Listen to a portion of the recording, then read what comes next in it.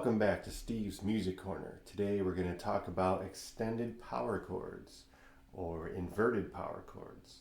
So your standard power chord on the 5th string, we got 5th fret, 5th string, we got 7th fret, 4th string,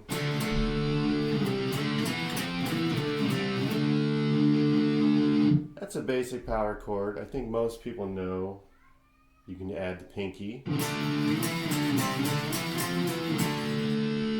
make it even bigger. So power chord, your basic power chord is the 1, your first note, the 5th, 5 notes away, and then the 8, which is the octave. So 1, 5, 8.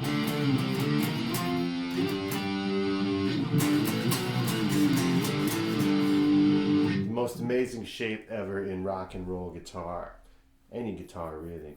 So what we're doing today is extending that, and it doesn't work on the 6th string, but it works on the 5th string.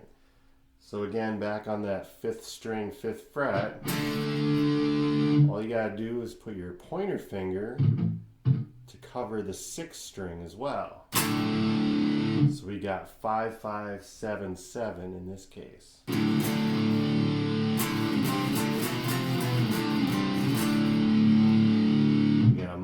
Much heavier sound.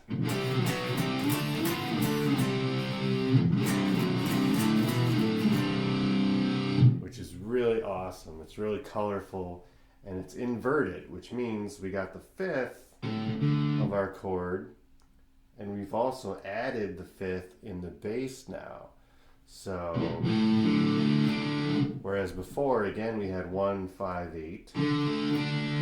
Now we have 5, 1, 5, 8. So this happens to be a D power chord on the 5th string. If you add the 6th string, you would be mistaken to call it some sort of A power chord, because it's not. It's still a D power chord.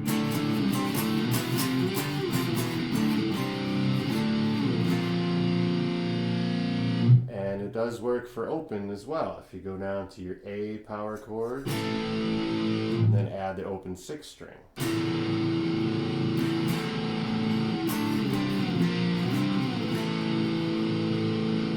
So it's a really cool sound. I first learned about it back in the 90s when I read an article by Danny Spitz, the guitar player for Anthrax at the time. I don't remember what song it was for, but he talked about how to do that. And I know they use it in their song Caught in a Mosh.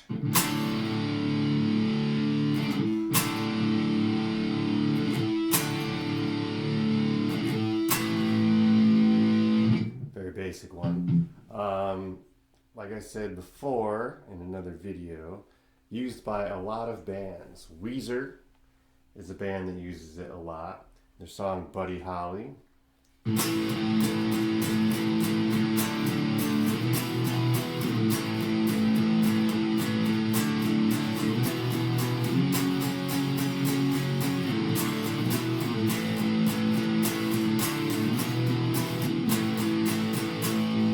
Which is your basic 1, 4, 5 rock and roll. But when you add that extra note, it gives it very different character. They also use it in the Sweater song.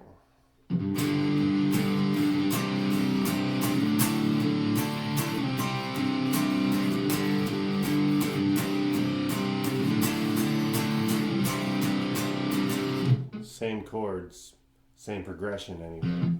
I mentioned Yes, Owner of a Lonely Heart.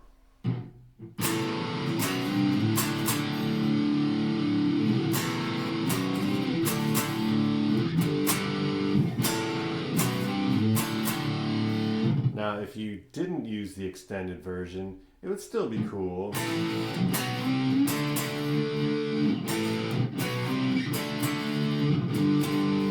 But this way it gives it a different character.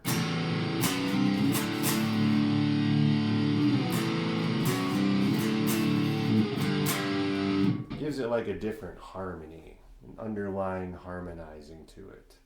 And finally, my favorite one, I hate to do this on not a Stratocaster, but Jimi Hendrix, The Wind Cries Mary.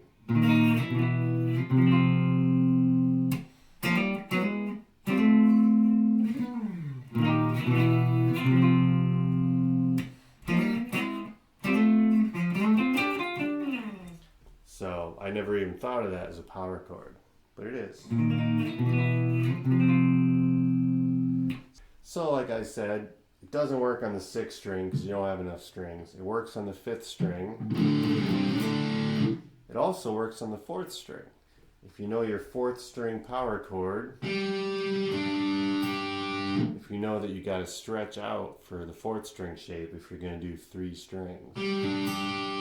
So again, we're on the 5th fret. We got 5, 7, 8. And then you can also reach down with the pointer for that extra note.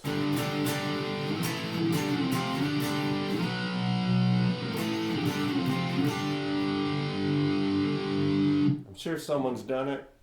I don't recall anyone at the moment. And you also got the 3rd string power chord.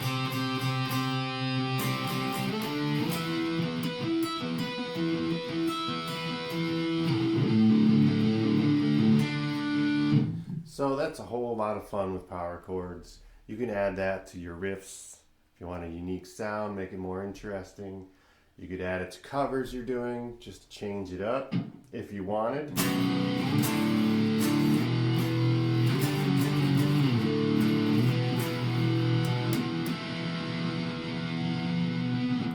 Hope you enjoyed today's lesson. Be sure to like my video if you liked it. Share, subscribe, give my channel a little boost, and I'll see you next time.